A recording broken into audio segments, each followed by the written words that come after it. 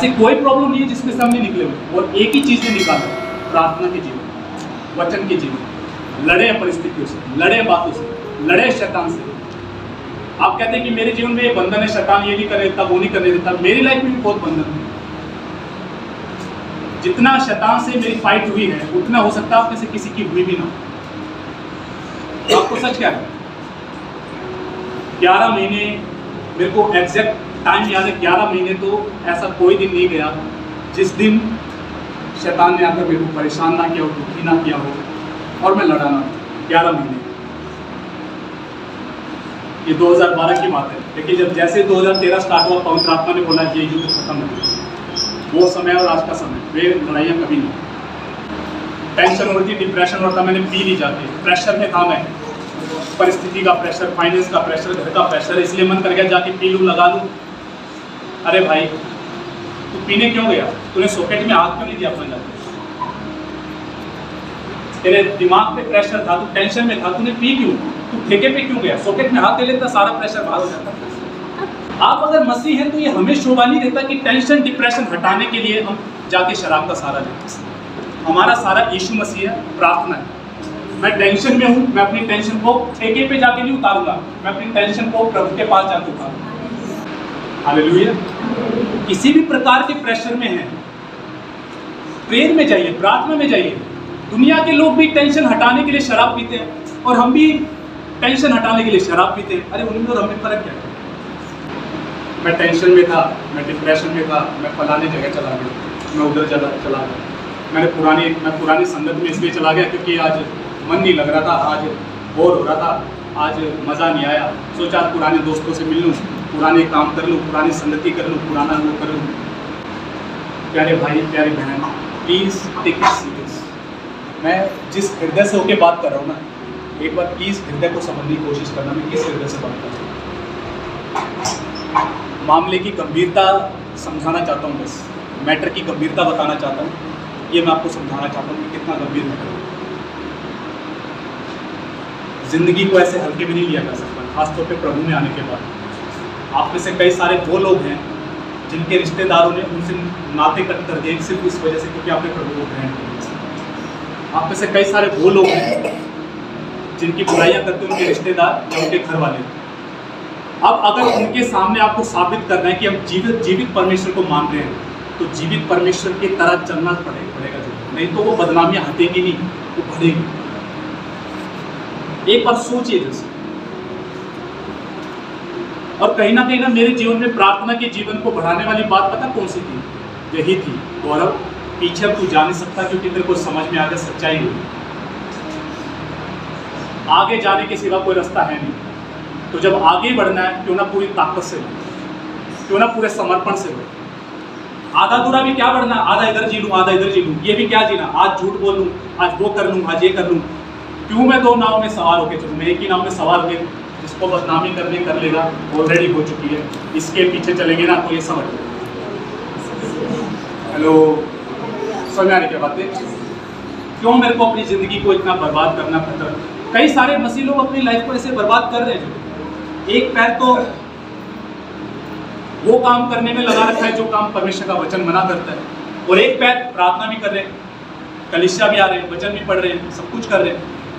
अब क्या होता है, ऐसे चलते हैं, ये दो नाव है प्यारे भाई, ये दो नाव अगर जिस दिन ऐसे होगी तो क्या होगा? पैंट फट जाएगी और चोट लग जाएगी। समझ आ रहा है क्या भाई? ये ऐसा तरीका है नहीं जीने का, आप समझो इस बात को। ये लाइफ ऐसी है नहीं, ये लाइफ तो खराई की लाइफ है, इसे तो सीधे तरीके से जिया जा सकता है। उल्टे तरीके से आप सोचोगे ना, थोड़ा ऐसा जी लूं, थोड़ा वैसा जी लूं, भाई मैं बता रहा हूं आपको, आप अपने लिए वो काम कर रहे हो, कुछ महीने बाद देख लेना, आपको समझ में आ जाएगी और ये प्रचार याद आएगा कि गौरव भाई ने क्या बताया। क्या आप तैयार है प्रेयर का जीवन जीने? क्या आप प्रार्थना को प्रायोरिटी देंगे, प्राथमिकता देंगे? क्या आप प्रार्थना के जीवन को जिएंगे? प्यारे भाई, प्यारी बहन, अगर सच में प्रभु में चलना है, और याद रखना, अगर आप चाहते हैं परमेश्वर आपको आपके रिश्तेदारों के सामने आपको ऊंचा करे, उन लोगों के सामने ऊंचा करे जो आज आपको बदनाम कर रहे हैं, जो आपके बारे में हो सकता है गलत बातें बोल रहे हैं, उनके आगे अगर आप चाहते हैं प्रभु आपको ऊंचा करें, आपको प्रार्थना का जीवन जीना सिखाएं। हालेलुया। अगर परमेश्वर ने अगुवाई किया तो मैं और ज़्यादा इसके बारे में डिटेल में मैं जाऊँगा। जो है कई सारे लोगों को अभी तक समझ में नहीं आया कि प्रेयर करनी कैसे, प्रेयर हमें विजय देती कैसे, हम जीत में जाते कैसे वास्तव में। ये सब बातें आने वाले समय में मैं सिखाऊंगा जो है। लेकिन पहले इस मैटर को आप समझिए। आज एक डिसीजन लीजिए, भाई कुछ भी करके जो है ना मेरे को प्रेयर लाइन पहुँचे, चाहे मैं सुबह बनाऊँ, चाहे मैं रात को बनाऊँ, चाहे मैं दिन में बनाऊँ। अगर आप ये बोले कि भाई हमसे प्रार्थना नहीं होती, तो मैं आपको बता देना चाहता हूँ मेरे से भी नहीं होती। अगर आप ये बोले हम जैसे प्रेयर में बैठते नींद आनी स्टार्ट हो जाती है, तो मैं आपको बताना चाहता हूँ मेरे को आपसे ज़्यादा नींद आती है। अगर आप ये बोले जैसे प्रार्थना करते हैं ऐसा लगता है जैसे शरीर से जान खत्म होगी, तो मेरा इससे ज़्यादा हुआ है जो है। अगर आप ये बोले जैसे प्रार्थना में बैठते हैं ये डिस्टर्ब कर देते, वो डिस्टर्ब कर देते, तो ऐसा मेरे साथ भी था। अगर आप ये बोले प्रार्थना करते तो सर भारी हो जाता है, वो हो जाता है, ये हो जाता है, विचार भटकते हैं, वो भटकते हैं, तो ऐसा मेरे साथ भी था। अगर आप ये बोले कि प्रार्थना करते तो कनेक्शन महसूस नहीं होता, तो ऐसा मेरे साथ भी था।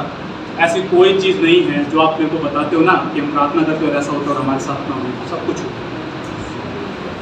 ठहरे रहना पड़ता है, स्ट्रॉन्ग रहना पड़ता है, दृढ़ रहना पड़ता है, मजबूत रहना पड़ता है, चाहे कुछ भी हो, वह प्रेयर नहीं छोड़ता।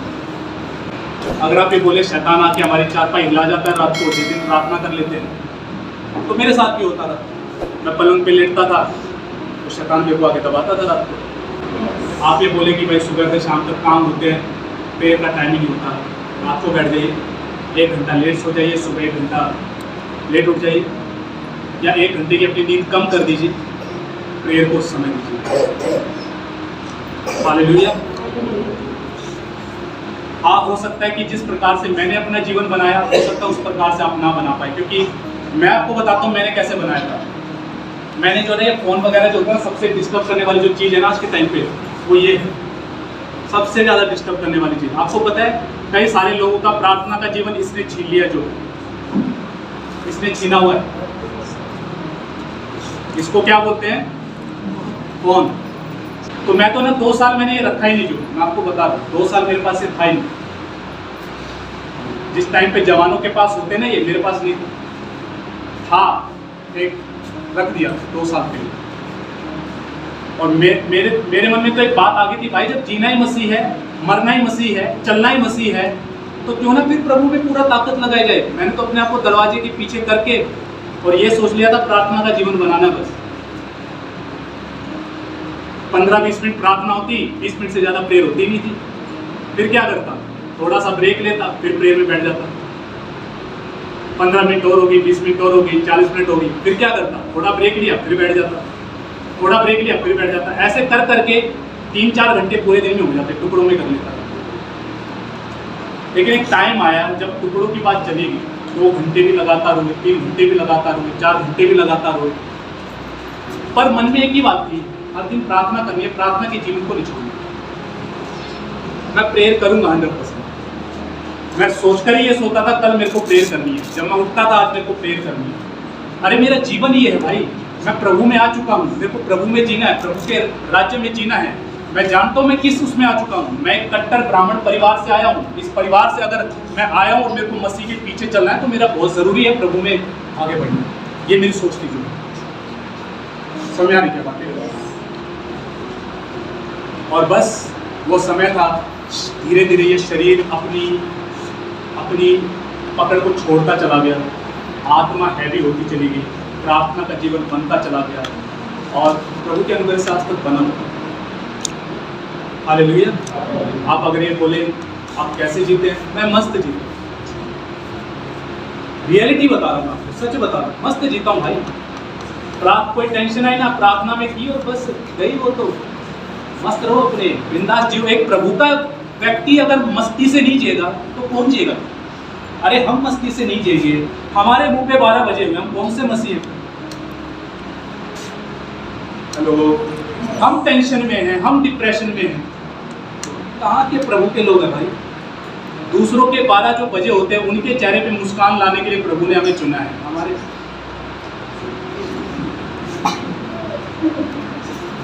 मैं बेचारा हूँ, मैं बेचारी हूँ, मैं दुखिया हूँ, मैं दुखियारी हूँ। अरे भाई बाहर आओ इस मसीह से। आप ये नहीं, राजा की संतान कहलाते, जीते भिखारियों की तरह। जीते मर मर के बेचारे की क्या जीना है। ये फिल्म में है ना, वो हीरो पूछता कहता है कि मेरी नौकरी क्यों नहीं लगती, कहता तुम डर डर के जीता है, एक दिन तो तूने अंगूठियां पहन रखी है। कई सारे मसीही भी जो है ना ऐसे ही जी रहे जो। एक बार अगर प्रार्थना का जीवन बना, आप शैतान को दूर चटाएंगे याद रखिए, आप जय में जिएंगे, आप संसार की बातों से ऊपर उठ के जिएंगे, चाहे कुछ घटता रहे आप इससे ऊपर जिएंगे। एक प्रार्थना करने वाला व्यक्ति हमेशा ऊपर जिएगा, उसको कोई डाउन कर ही नहीं सकता। कोई डाउन करेगा भी ना, एक समय आएगा वो डाउन होगा, आप डाउन नहीं होंगे। अगर आप डाउन किए भी गए हैं, परमेश्वर हिसाब रखेगा प्रार्थना करने वाले व्यक्ति का, ये बात याद रखना। इसलिए आप वो चीज़ अनुभव नहीं करते अपने जीवन में जो प्रभु करना चाहता है, करवाना चाहता है। भरोसा कहाँ है? तेल और पानी पे भरोसा कहाँ है? गौरव भाई प्रार्थना करते थे। देखो, मैं एक अगुआ होने के नाते मैं आपको पीछे से सपोर्ट करने के लिए तैयार हूँ। मैं आपको बताऊंगा आपको लड़ना कैसे, आपको बढ़ना कैसे है, पर मैं आपकी लड़ाई नहीं लड़ूंगा। आपकी लड़ाई आपको खुद लड़नी है। मैं ऐसा नहीं होगा मैं आपके घर आऊंगा, चल करते हैं प्रार्थना 2 घंटे। अरे भाई, अगर मैं सबके घर जाके यूँ करने लग गया, मेरा तो चल गया काम। हेलो, बाइबल बताती है कि पास्टर्स को, चरवाहों को, प्रेरितों को परमेश्वर ने इसलिए रखा ताकि कलीसिया उन्नति करे, इसलिए नहीं कि कलीसिया को गोद में खिलाए। अफसोस की बात है, कई सारे लोग है ना यही चाहते हैं कि भाई गौरव भैया से खिलाए। ये जो समय होता है ना, ये शुरुआत का होता है, ये मैंने किया है, ठीक है, किया शुरुआत में। ये आत्मिक रूप में जो बच्चे होते हैं ना, शुरुआत में करते हैं ये सब। जब 1.5 साल 2 साल हो जाता है ना, फिर हम कहते हैं चल भाई अब तू चलना सीख। नहीं सीखेगा तो देख काम चाहिए मेरे हाथ में। और फिर पता है, जो बच्चे होते हैं ना मसीह में बच्चे रहते हैं, उनके मन में पता है क्या है, गौरव भाई बदल गया। अरे बदला नहीं हूँ, तुम्हारा भला हो रहा है भाई, बढ़ो आगे। एक पास्टर ऐसे बता रहा, बोला कि कलीसिया खत्म होते लास्ट में सबके लिए प्रेयर करते थे।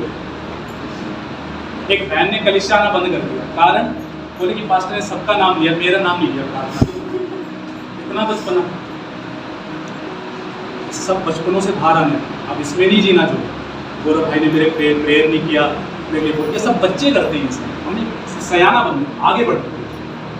या हमारा फ़ोन नहीं उठाया, मेरे कॉल नहीं उठाया।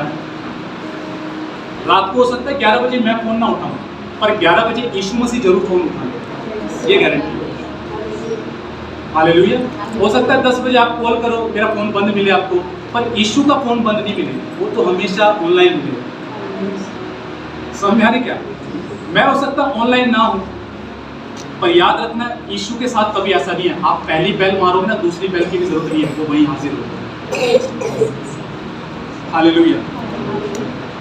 समझ में आई बातें? जरूरी है। मैं इसकी ना बस गंभीरता को मैं बताना चाहती हूँ।